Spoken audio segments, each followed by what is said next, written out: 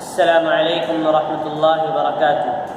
ناظرین و سامعین، آج ہم جس ٹاپک پر بات کریں گے وہ ٹاپک ہے جنت میں درخت لگانے کا طریقہ۔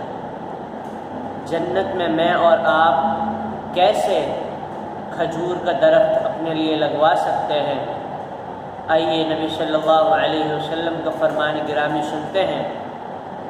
حدیث نبی صلی اللہ علیہ وسلم ہے، حدیث جامع ترمذی کی ہے، حدیث نمبر 3464، عن جابر رضی اللہ عنہ عن النبی صلی اللہ علیہ وسلم قال من قال سبحان اللہ العظیم وبحمدہ عرست له نخلة فی الجنہ۔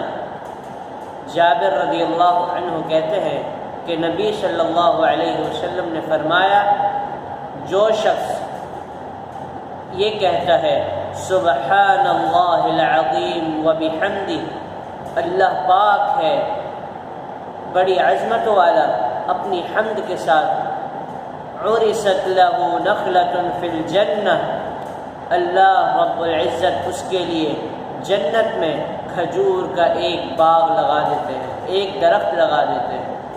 تو میرے بھائیوں، میں اور آپ اس کلمات کو پڑھ کر اپنے لیے جنت میں کھجور کا درخت لگوا سکتے ہیں۔ تو آئیے ہم اس کلمے کا اہتمام کریں، اس کلمے کو زیادہ سے زیادہ اپنی زندگی میں پڑھیں۔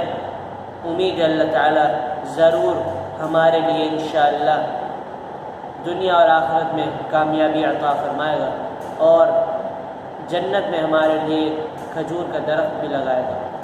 اللہ تعالیٰ سے دعا ہے اللہ تعالیٰ ہمیں اس حدیث نبی صلی اللہ علیہ وسلم پر عمل کرنے کی توفیق عطا فرمائے۔ السلام علیکم ورحمۃ اللہ وبرکاتہ۔